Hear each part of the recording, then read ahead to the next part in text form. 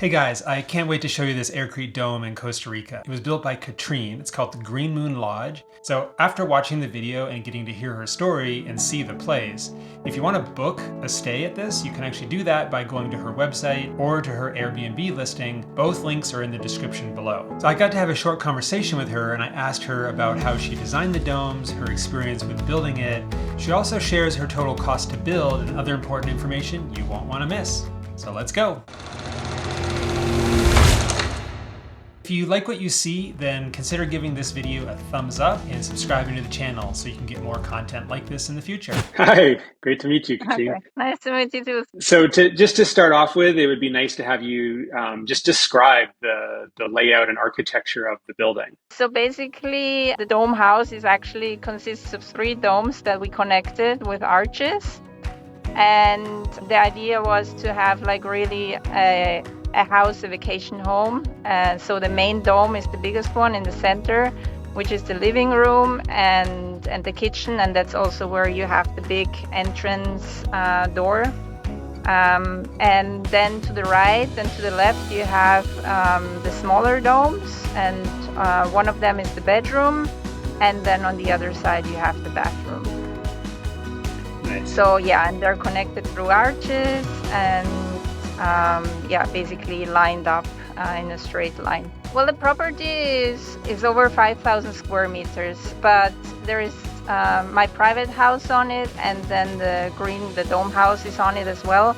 But it's nice because it's like in 2 completely separate areas. So really each house has their own privacy, their own garden around with fruit trees, palm trees, and all of that. So, I guess I'm kind of curious to know a little bit of the backstory of just why you wanted to build a dome in the first place. Because just reading about what you were doing, it sounds like you kind of started with the idea of building a dome, and then discovered the Aircrete Dome technique somewhere along the way. Yeah, it's actually, I've always been fascinated by round shapes, by domes, but basically all kinds of buildings that are not just straight walls. And there's a famous artist in Austria. His name is Hundertwasser. He always built buildings where the ground is not flat, the walls are curved and all of that. So yeah, that always inspired me, and I knew I wanted to build something that was gonna be rented out as a vacation home. So also from that aspect, it was very important for me to do something that is unusual, different, intriguing. So that's why I set my mind on a dome house, and then I researched all the different options, like how can you build a dome house. And at some point I came across Aircrete and Domegaia as well. Everything fell into place, and I said, let's do this. And my architect, Alonso, he went to the workshop, because between us we decided probably it's more beneficial if he goes. Sorry, quick interruption here. If you want to find out about how you can learn all the skills and techniques to do what Katrin did, head over to domegaia.com and check out some of our upcoming workshops. These workshops teach you everything you need to know from the beginning to the end of the dome building process. Even if you've never built anything or even picked up a tool, you can come to these workshops and walk away with all the confidence and skills and knowledge that you need to build an Aircrete Dome. Okay, let's get back to the interview. When you were doing all of your research of the different techniques for building domes, I guess what was it about the Aircrete kind of methodology of the Domegaia kind of system that attracted you? Well, basically the fact that you can make the blocks yourself, that it's a very lightweight material, which for sure is gonna help a lot during the construction process. Yeah, and it's like an insulating material, so not having to think about extra insulation to make sure that it's a building where that doesn't heat up, which is a big topic around here, obviously. Basically, that you can build something in a way that you have enough airflow, air ventilation through the dome, not needing any air conditioning. And yeah, it just seemed like an easy material to work with, or at least like once you figured out the basics, once you manage to really get the proper consistency of the blocks and all of that, it was a great material to work with. And I considered at the beginning, I considered, for example, earth bags as well. But I don't know, I just didn't see it feasible, getting all the material and just like the manpower that is needed to lift all these bags. And if you want to build a larger dome, that's like really heavy work, very intense. So, and given the fact that I also wanted to be part of the construction and work on it as well. And then also I was a bit worried with that material about the humidity here. And I just figured Aircrete for a hot and humid climate is where we get on the one side a lot of rain, but also very, very strong sun is is a better fit than Earthbag, for example. I think the most challenging part was like the very beginning when we set everything up and we started mixing our first Aircrete batches and putting it in the mold. And so, yeah, we realized that maybe like from the workshop where you learn how to do it to then actually setting up everything yourself. And also, yeah, like things like maybe you have a different air compressor, you have a different level of humidity, all these things needed to be considered.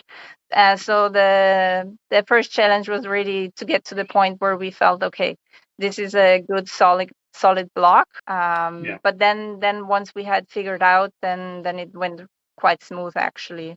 I mean, there were definitely the moments where where everybody was quite curious to see, for example, the big arches, the entrances. Once you remove the molds there, to see that really everything holds up.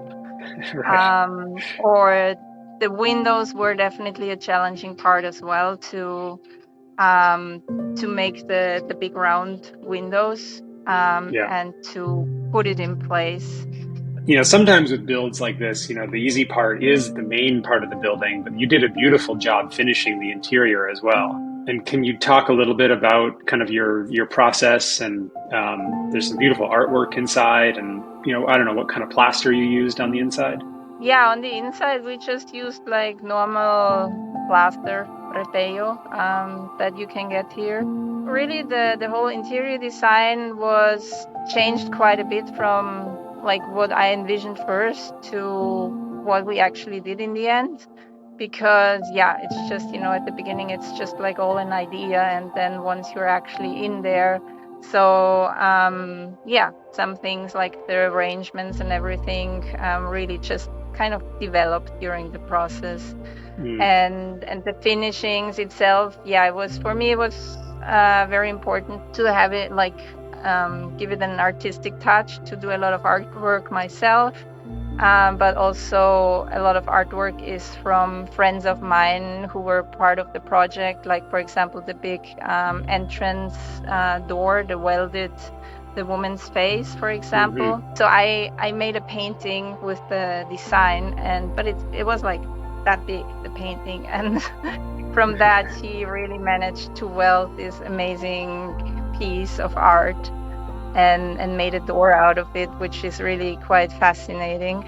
And he did all the windows and everything, the metal parts there as well, just like based on sketches of mine.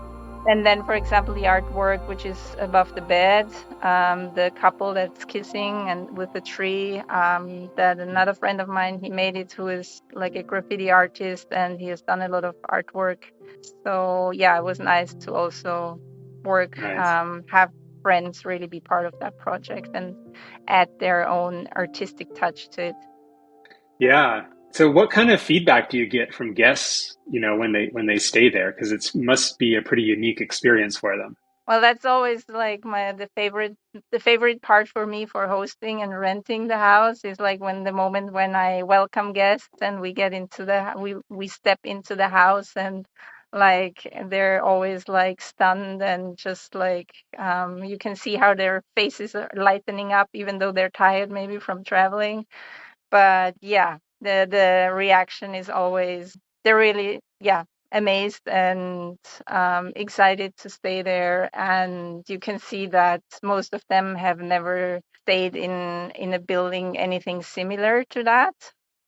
And yeah, and then it's like, yeah, it's just a beautiful experience always to be able to share the place and to see how people are really looking forward to their stay there and enjoying it.